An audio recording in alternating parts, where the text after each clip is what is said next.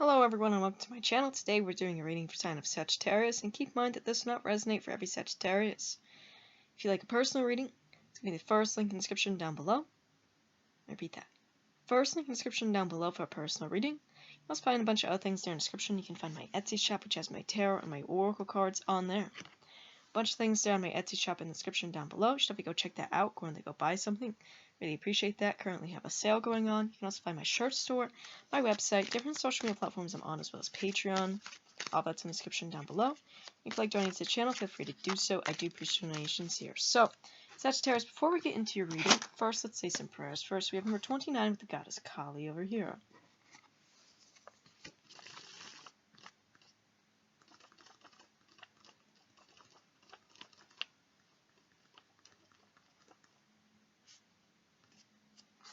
Supreme Mother of the Universe, I am in your hands. My body, mind, and soul seek refuge in you, and are now fed by your nectar, which alleviates poisons and brings strength, wisdom, and peace. I settle into your presence. You and I are bonded in divine love, a bond which can never be broken. May your comforts arise in my heart now, reaching through all dimensions for the spiritual benefit of all beings. And then we have number 18, the goddess Kuan Yin over here.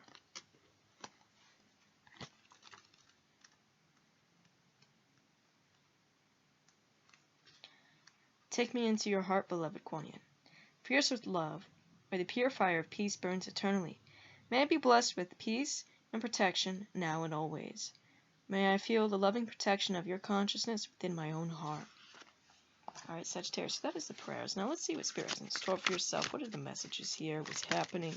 What is happening for dear Sagittarius? Alright, we have full moon in Sagittarius coming up on the 14th. Okay, that is going to be exciting.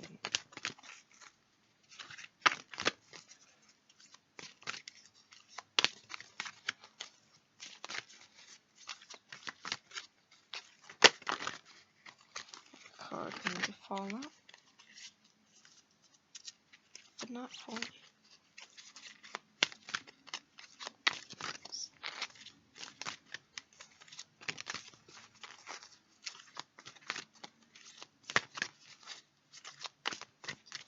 Okay.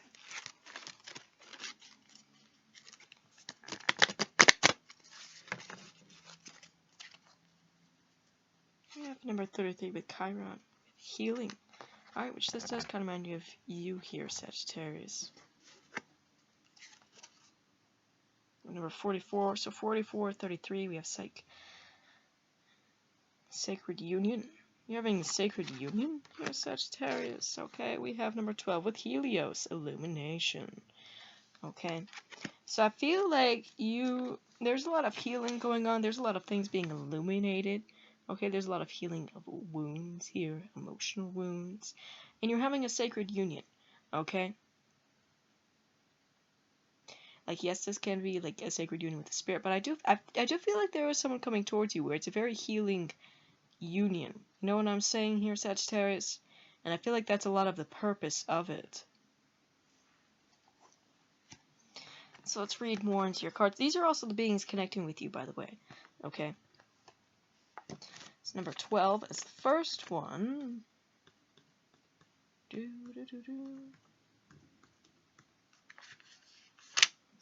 Titan, Helios, is the son of Hyperion, the god of light, and Thea, goddess of heavenly light, and the brother of Selene, the moon, and Eos, the dawn. The personification of the sun, he is often depicted as a beautiful crowned god who rides a chariot across the sky through the day, illuminating the world with his light. When our vision is clear, we have the joy and comfort of perspective. We are able to make sense of the past, present, and the future, thereby allowing ourselves to make clear decisions about our lives. If Helios is in your cards today, the sun is shining on you now. This is a time of enlightenment. Clarity and joy will come to you as your life is illuminated. Things are becoming clear for you, so this is a very good time to write and reflect upon where you are. You may feel yourself brimming with inspiration and positive feelings, as this is an empowering period, full of the vast possibility and much joy. Use this new burst of energy to propel yourself forward to where you want to be in your life. But, most important, do not forget to celebrate life, to play and be merry. For life is nothing without joy. Now's the time for renewed energy, clarity, and perspective. Have fun and enjoy this abundant and fruitful period. All right, Sagittarius, look at that joy. Living life with joy. I feel like you are being illuminated here. Okay, so we have number 33 as your next card.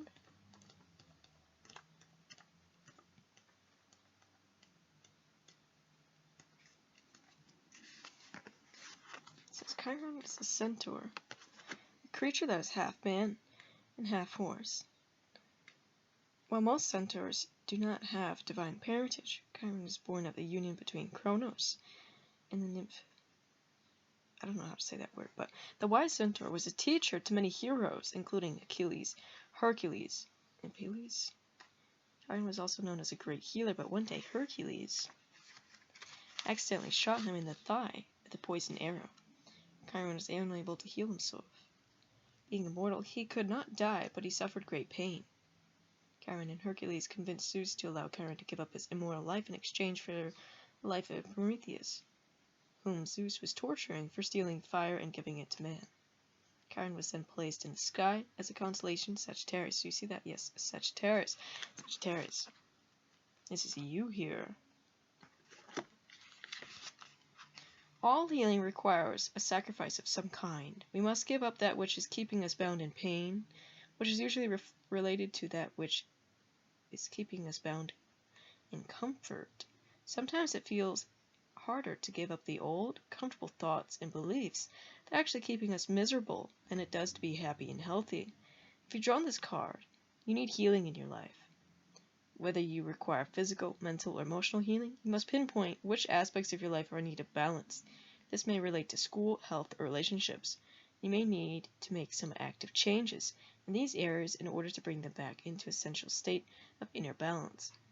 You may need to look over your life in the aspects of it you have not yet owned. You may need to undergo a deep emotional release so that you can facilitate acceptance and forgiveness. A counselor may aid you in this process. Alternatively, there are many books that may be of great assistance to you. This is a time of healing for you.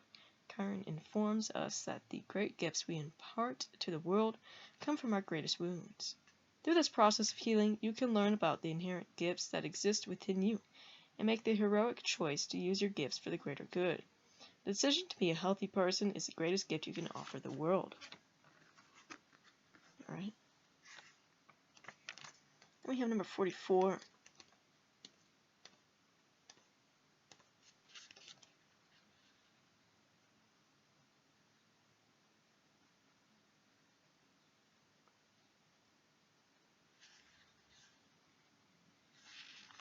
So we have Psyche.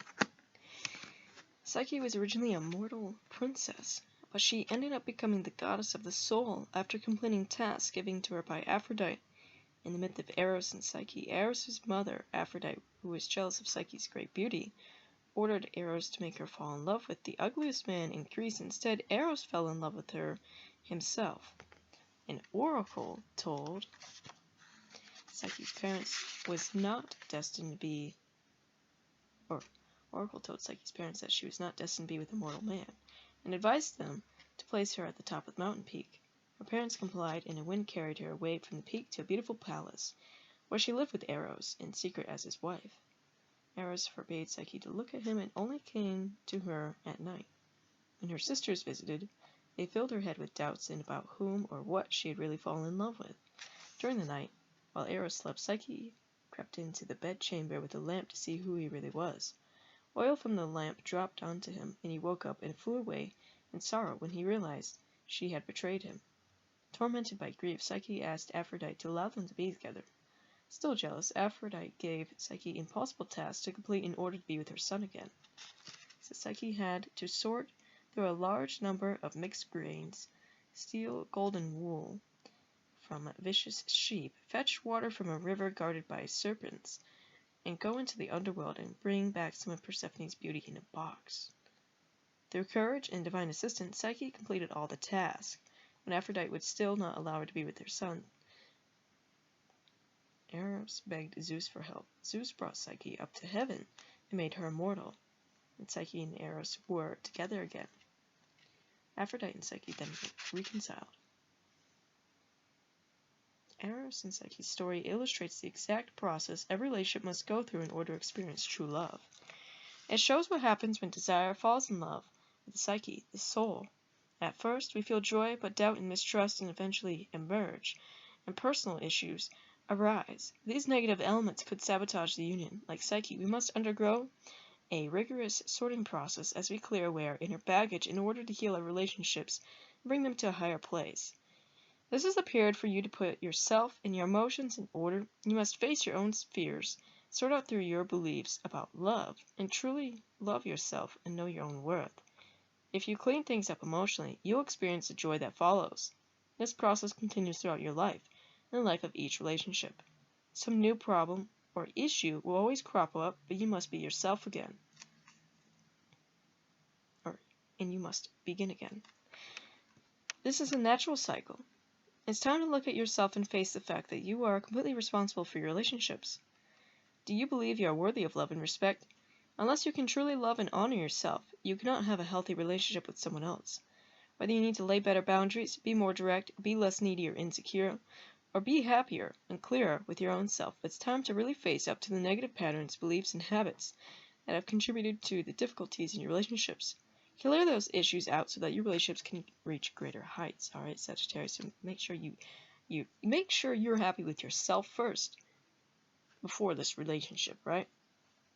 Because you do have a relationship coming towards you, and I do feel like it's someone quite important. Okay? It feels like someone very healing. You know what I'm saying?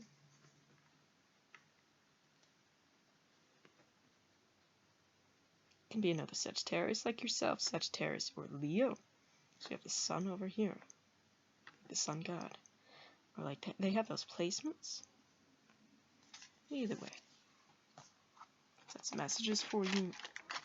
Let's get some runes and charms yourself.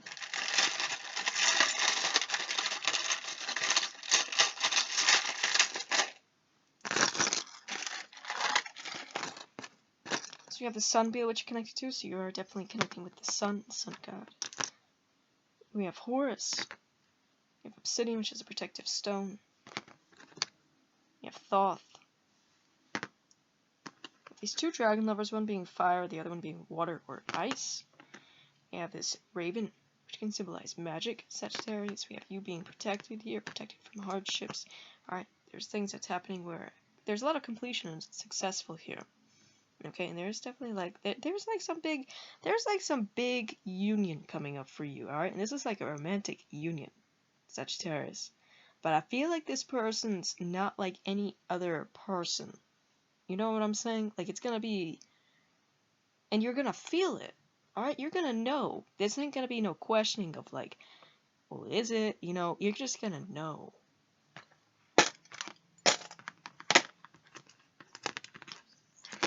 Sagittarius.